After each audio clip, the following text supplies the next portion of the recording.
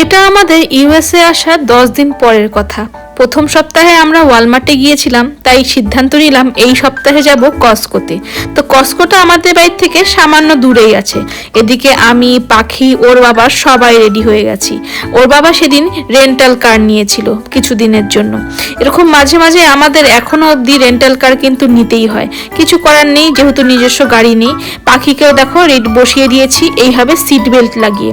এই সিট বেল্টে কিন্তু এখানে হবে না, ওর জন্য বেবি কার সিটটা কিন্তু লাগবেই।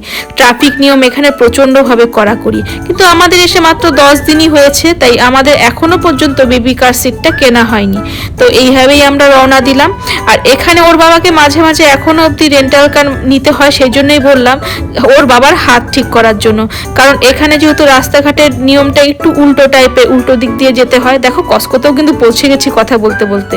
তো যাই হোক, যেটা বলছিলাম, বসার সিটও উল্টো দিকে, ড্রাইভিং সিট, আর এদিকে রাস্তাঘাটের নিয়মও একটু উল্টো টাইপের। তাই জন্য হাত ঠিক করার জন্য ওর বাবাকে এখনো রেন্টাল কার মাঝে মাঝেই নিতে হয়, যাতে পরবর্তীতে যখন ওর বাবা এখানকার ড্রাইভিং টেস্ট দিবে সেখানে যেন কোনো অসুবিধা না হয়। এছাড়া যখন নিজস্ব গাড়ি লাগবে তখন কিন্তু ওর বাবার ড্রাইভিং লাইসেন্সটা লাগবেই তার আগে।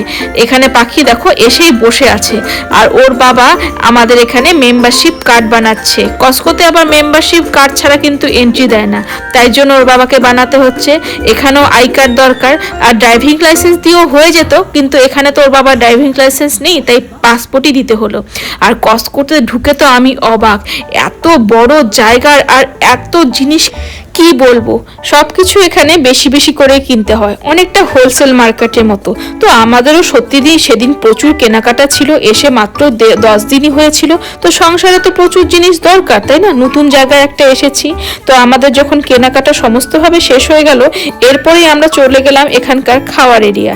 তো সেখানে আমরা পিৎজা অর্ডার দিয়েছিলাম। একজনের কাছে শুনেছিলাম কস্কোর পিৎজা নাকি খুব ভালোই হয়, একটা লার্জ সাইজের পিৎজা অর্ডার দিয়েছিলাম। সেটা দেখো, এই যে এই পিৎজাটা কিন্তু পাখির খেয়ে ভীষণ ভালো লেগেছে। আমি 2-1 বার ডোমিনোজের পিৎজা এখানে এসে খেয়েছি, কিন্তু এটা সত্যি আমারও ভালো লেগেছে। আর এই দুঃখের বিষয় হলো, এরা পিৎজার সাথে কিন্তু কেউই অর্গানো, চিলি ফ্লেক্স কিচ্ছু দেয় না। মানে ডোমিনোজের পিৎজা আসলো, সেটার সাথেও কিছু থাকে না। আমরা ইন্ডিয়া থাকতে কোনো সময় ভাবতে পেরেছি যে এসব পাবো না পিৎজা অর্ডার দিলে? তো যাই হোক, এর সাথে কি আর করব। আর 2টো আইসক্রিম অর্ডার দেওয়া হয়েছিল, একটা হচ্ছে এই যে ভ্যানিলা, আর একটা হচ্ছে চকলেট। পিৎজাটা যেহেতু ভীষণ লার্জ সাইজের ছিল, আমরা কিন্তু খেয়ে শেষ করতে পারিনি, তাই কিছুটা টোপলা করে বাড়িতে নিয়ে যেতে হয়েছিল। তো আজকের মতো এইটুকুই। ভালো লাগলে লাইক, শেয়ার,